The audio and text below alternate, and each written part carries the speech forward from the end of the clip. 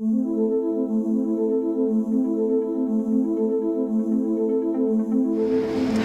I'm Sophie from Fusion Graduate Consultancy, and I'm here with Justin, and we're here to talk a little bit about capability frameworks.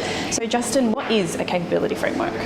So a capability framework is essentially the roadmap of the behaviours, attributes and competencies that you want to assess through your graduate recruitment process.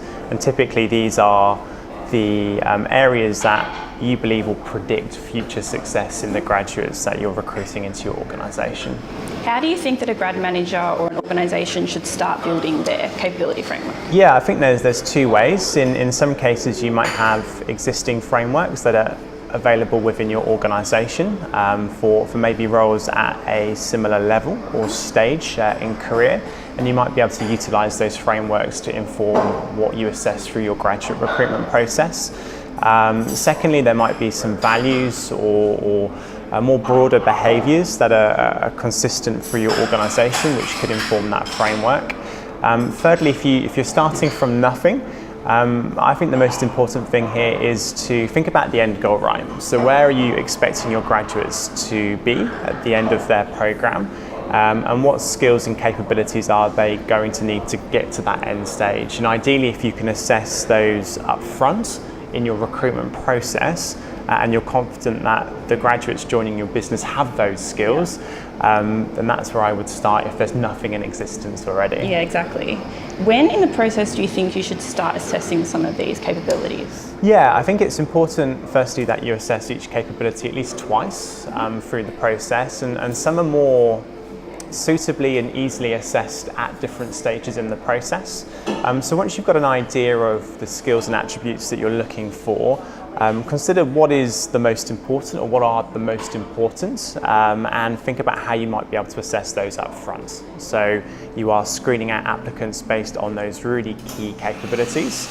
And then for others, for example, teamwork, that might be a case you can assess that through a competency-based question, but that might be best assessed in action at an assessment centre through a team-based exercise. So just think logically about what it is that capability is measuring, and the different stages you're going to flow through in your process, and start to match them up that way. Yeah, exactly. And I also think it's important not to put too much reliance on the interview section, well, just because we know that they do tend to be a little bit rehearsed, and candidates have time to prepare and think of their answers. So perhaps putting more emphasis on the actual group activities in an assessment centre rather than waiting to assess majority of the competencies during the actual interview section.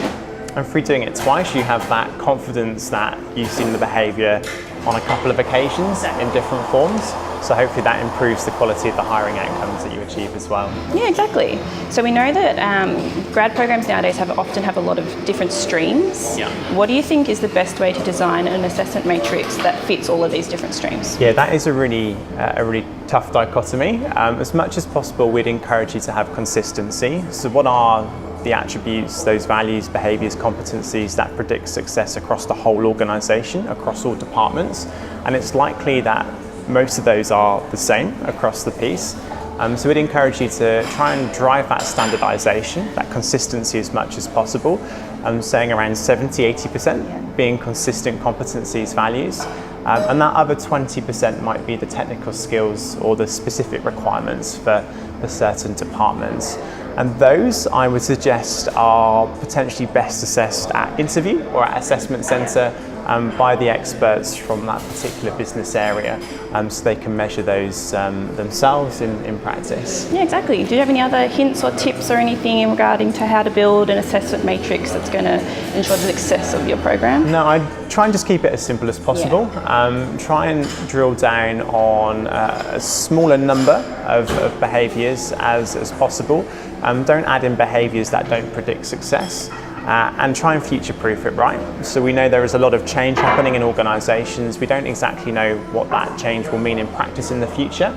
But if you're assessing things like situational adaptability, for example, in graduates joining your business, you hope they should be able to weather any of those changes that we know are coming in the future. Yeah, exactly. Well, that's all from us. If you do have any questions about how to build an assessment matrix, please feel free to reach out. Thank you.